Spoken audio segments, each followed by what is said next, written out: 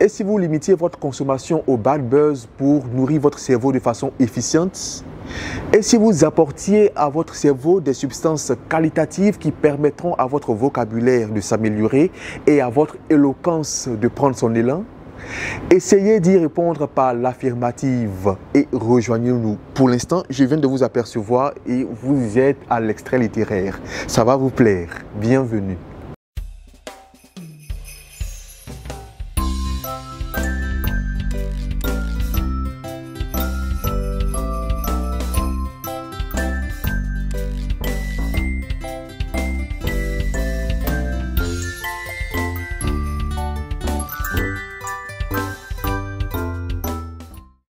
À l'extrait littéraire d'aujourd'hui, nous nous apprêtons à être en compagnie de Madame Pierrette Faust, qui est une écrivaine ivoirienne qui est à son 5e œuvre littéraire. Et l'œuvre d'aujourd'hui a pour intitulé L'enfant de personne, tant bien que nous savons qu'elle a l'un de ses œuvres qui est intitulé L'enfant de nulle part. Nous allons savoir plus.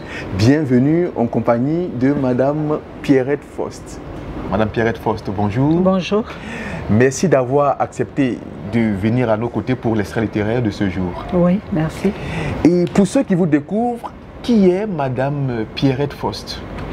Pierrette Faust est d'abord une enseignante de formation qui a exercé de nombreuses années en tant que professeur d'histoire-géographie, ensuite chef d'établissement, ensuite directeur régional de l'éducation nationale, inspecteur général et admise à faire valoir ses droits à la retraite. L'écriture est donc mon occupation de retraite. L'enfant de personne, quand on sait que dans un livre précédent, c'était l'enfant de nulle part. Pourquoi, pour intituler l'enfant sur vos différentes œuvres littéraires? Oui, on a l'impression que j'insiste beaucoup, mais comme je l'ai dit, je suis une enseignante. Le milieu que j'ai connu durant toute ma carrière, c'est le milieu des enfants, le milieu des élèves. Lorsque j'ai quitté ce milieu, en ayant connaissance de tous les problèmes que les enfants vivent, soit dans les familles, soit dans les établissements, soit dans la société, je n'ai pas voulu parler d'autre chose. Parce que peut-être que je ne sais pas faire autre chose que de parler des enfants, d'être avec les enfants. Et c'est ce qui explique, bon, on va dire ces deux titres, L'enfant de nulle part d'abord et L'enfant de personne. L'enfant de personne qui est l'œuvre littéraire que nous allons décortiquer. Ceci étant, qu'est-ce qu'on pourrait retrouver comme trame à l'intérieur de ce livre? Bon, déjà la couverture nous parle. La couverture montre un enfant qui est complètement perdu, qui a les yeux hagards. Et en lisant le livre, on apprend qu'il se drogue, qu'il est drogué et qu'il se drogue depuis l'âge de 8 ans. Alors le livre, au début, j'ai pensé que je parlerais de la drogue. Et je me suis rendu compte, au final, en le terminant, que ce n'est pas le problème de la drogue qui s'est imposé à moi. En fait, c'est un problème de communication entre cet enfant et ses parents. Pourquoi, comment en est-il arrivé à se droguer à 8 ans sans que qui que ce soit chez lui ne se rende compte que cet enfant allait à la dérive, au point que lui-même, il a fini par se surnommer l'enfant de personne. Alors, le livre est parsemé de dialogues. Quels sont ceux qu'on pourrait retrouver dans ce livre? On peut retrouver d'abord sa maman, la mère de Lilian, comme il s'appelle, sa mère qui s'appelle Amandine. On peut retrouver son père. Ce sont la grand-mère aussi, Joséphine. Ce sont les principaux personnages. Mais souvent, quand vous parlez avec des personnes ou avec les enfants, quand vous donnez le titre, l'enfant de personne, on pense que c'est un enfant de la rue ou c'est un enfant abandonné.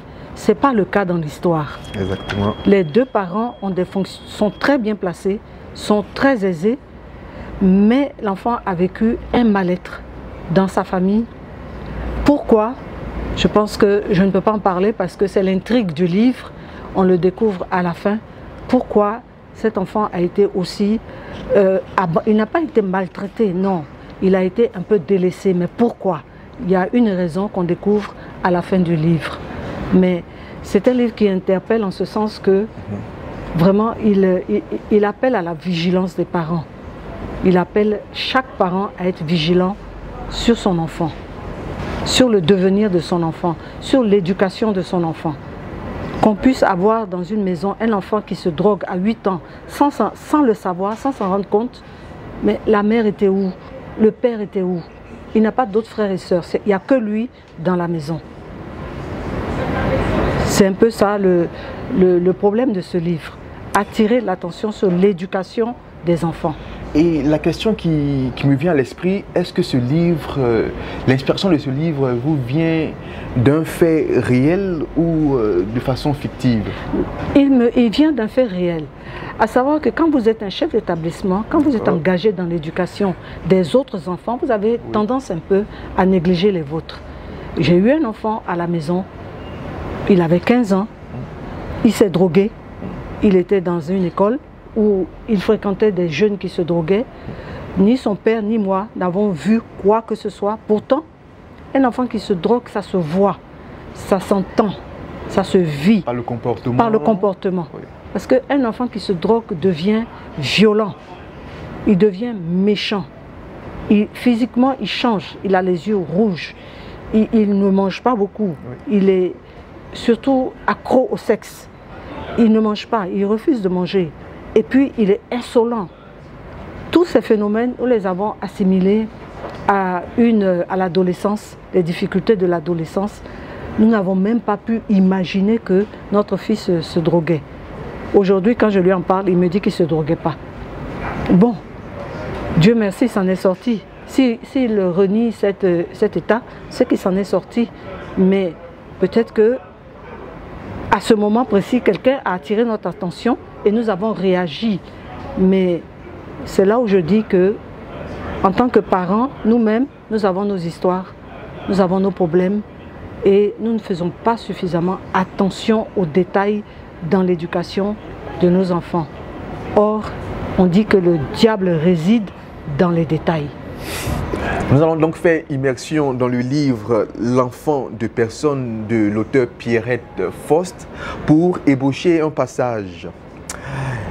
Et il eut cette nuit où je vis mon fils en train de me parler dans une vision. Entendu sur ce banc, les plaintes de mon voisin shootées à mort me parviennent faiblement. Les premiers rayons du soleil de ce matin printanier commencent à réchauffer l'atmosphère. Pourtant, les membres engourdis par un froid mortel, je me sens quitter le monde des vivants. Suis-je en train de mourir? Madame Faust. Oui. Alors, de cet extrait, qu'est-ce que vous pouvez nous en dire? Cet enfant, il a commencé à se droguer à l'âge de 8 ans. Il a continué. Quand on se drogue, il y a un moment où on peut rencontrer la mort parce qu'on peut faire une surdose, on peut faire une overdose. Exactement. Et là, il est en pleine crise, il est en pleine difficulté. Malheureusement, ça ne se passe pas dans son pays, il est à l'extérieur, on l'a envoyé se faire soigner, mais il se sent partir. Il se sent partir parce qu'il a peut-être un peu abusé de la drogue. Il se voit en train de mourir et il communique comme ça dans une vision avec sa maman, comme quoi ça ne va pas, ça ne va pas. Bon. C'est un livre qui a un côté quand même un peu, dès le début, hein, dès la première page, c'est le même tempo, c'est-à-dire un côté tragique. Un côté tragique, mais je l'ai voulu ainsi. Il se termine bien, hein, l'histoire se termine bien, mais je démarre vraiment de manière... l'histoire est assez tragique, je démarre comme ça pour montrer que un enfant qui part à la dérive, c'est toujours une tragédie. Exactement. C'est toujours une tragédie. Donc, les enfants doivent être la prunelle de nos yeux. On les a voulus, et la maman qui a voulu cet enfant, de toutes ses forces, elle l'a regardé partir à la dérive parce qu'elle-même, son histoire n'est pas facile. Son histoire n'est pas facile. Et quelque part aussi, il y a beaucoup d'enfants qui sont dans ce monde des enfants de personnes. Je n'ai pas pu aborder de manière frontale le problème des enfants abandonnés, par exemple métis, abandonnés dans les orphelinats. Surtout. Voilà, et de Bassam et de Bingerville. Oui. Parce que les parents, le père est parti, la mère souvent n'a pas pu les élever, on les a mis dans les orphelinats. Ceux-là, ils sont bien des enfants de personnes. Parce qu'il faut vivre aussi cette solitude, cet abandon. Et une fois que vous êtes grand, vous allez continuer à vivre cette solitude parce que la société dans laquelle vous êtes, vous n'arriverez pas à vous intégrer. Il y aura toujours un doigt pointé sur vous pour dire que vous êtes différent. Ou soit un sentiment de rejet quelque part. Un sentiment de rejet. Soit vous êtes rejeté, soit on vous indexe pour dire la métisse, la métisse. La métisse, souvent, c'est l'enfant de personne.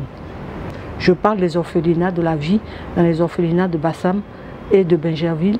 Donc c'est un livre qui n'est pas très épais, mais qui est très dense, qui porte beaucoup de souffrance. Et je l'ai mis en librairie, il est à 2500, uniquement parce que je veux que le maximum de personnes le lisent. Alors pour s'en procurer, il faudra venir à la librairie de la FNAC. Merci à tous ceux qui nous ont suivis pour cet extrait littéraire d'aujourd'hui. Et merci particulièrement à Madame Pierrette Faust pour ce livre qui nous permet d'apprendre plus sur les enfants de personnes et surtout sur les enfants addicts à la drogue. À la drogue. Merci beaucoup Madame Pierrette Faust. Merci. Et nous savons que vous avez 5 œuvres littéraires. Donc on se dira bientôt pour une autre œuvre littéraire. Oui. Merci. Merci d'avoir répondu favorable à l'invitation. Pour notre séance de lecture avec les enfants ou les ados, nous sommes en présence de Adou Alexia. Adou Alexia, ça va? Oui monsieur. Et quel âge as-tu? J'ai 12 ans. Tu es en quelle classe? 12 ans? Je suis en 5e 2, mais je passe en 4e l'année prochaine. Je suis au groupe scolaire Madeleine Danielou. Et quelles sont les matières dans lesquelles tu as eu les plus fortes moyennes? J'ai eu les plus fortes moyennes sont des matières scientifiques et aussi EDHC, SVT, physique, chimie et EDHC. Et est-ce qu'on peut connaître les moyennes? En EDHC, j'ai eu 14 de moyenne. En SVT, j'ai eu 16,25 de moyenne. En physique, chimie, j'ai eu 15,50. Et tu tiens un livre? Même en EPS, j'ai eu 15,50 quelque part. 15,50. Félicitations, tu es une véritable championne. Et là, tu tiens un bouquin, tu tiens un livre. Le titre c'est? Enfant brouette. Enfant poète. Qu'est-ce qui t'a... Enfant Brouette, autant pour moi. Qu'est-ce qui t'a emmené à lire le livre Enfant Brouette de Jean-Pierre Mukendi? Eh bien, Anthony a ramené ce livre à la maison. J'ai voulu le découvrir un peu. Qui est Anthony? C'est mon frère, celui qui est passé en premier. Ok, ton petit frère. Je voulais voir un peu le livre. J'ai ouvert et puis j'ai vu que l'auteur avait bien écrit le livre. D'accord. Donc j'ai commencé à lire et puis j'ai commencé à aimer, donc j'ai lu jusqu'au bout. D'accord. Et qu'est-ce qui est dit dans le livre? Est-ce que tu peux nous expliquer un peu ce que tu as retenu après avoir lu le livre? Donc un résumé. Ok, vas-y. C'est à part d'un garçon qui en quelque sorte raconte son histoire dans son livre. D'accord. Au début, il avait des parents, il avait ses grands frères, il avait son grand-père. Son grand-père était un homme assez sage. Ok. Et puis, comme parfois la vie est dure, il a perdu ses 2 parents. D'accord. Du coup, pour soutenir sa famille, il a dû se retrouver au marché à transporter les marchandises des gens avec une brouette. Ok. Il le payait pour transporter leurs emplettes avec une brouette. Okay. Mais ça ne l'a pas empêché d'avoir des rêves. Avec l'argent qu'il a gagné, il a utilisé une partie pour aller à l'école. Et pour aller à l'école, il a fait des cours du soir. Et plus tard, il est devenu professeur de français.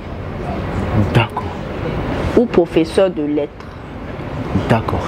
Et est-ce que tu peux ouvrir le livre Enfant Brouette de Jean-Pierre Mukendi et nous lire un petit extrait rapidement?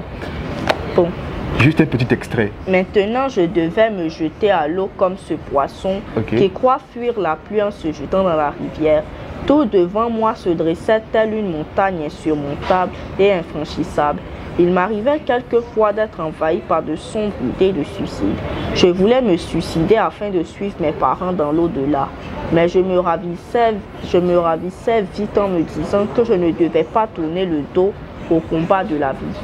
Il y a un autre extrait encore. Que tu aimerais lire. Voilà. Quant à Zongo, mon ami, il est devenu propriétaire de 2 taxis. Il est aussi marié, père de 2 et est père de 4 enfants, 2 garçons et 2 filles. J'ai compris que la meilleure façon d'honorer les parents disparus n'est pas de pleurer ni de pleurnicher, ni même d'incriminer Dieu, mais plutôt de travailler durement pour pouvoir tracer son chemin et plus tard s'imposer dans la vie.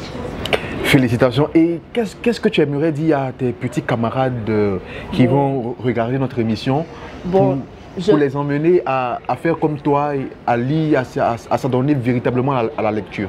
Bon, je trouve qu'il est important de lire car la lecture est intéressante et elle apprend des choses aussi. Et puis c'est bien aussi de vouloir connaître l'auteur du livre que l'on lit. Ok. Merci beaucoup, Adou Alexia. Ce fut un plaisir de t'avoir reçu à l'extrait littéraire. Merci. Et puis merci aussi d'être un modèle de lecture pour les enfants. Et je t'invite vraiment de plus en plus à lire. Merci, tu es une véritable championne avec toutes les moyennes que tu as eues pour passer de la classe de 5e à la 4e. À la 4e à l'âge de 12 ans. C'est bien ça? Oui, oui, monsieur. Félicitations et à très bientôt. Merci aussi à vous qui nous avez suivis dans cet extrait littéraire de ce jour, en vous invitant de plus en plus à vous rapprocher du livre. Nous sommes à la librairie de la FNAC Cap Sud. Merci de nous avoir suivis pour l'extrait littéraire de ce jour.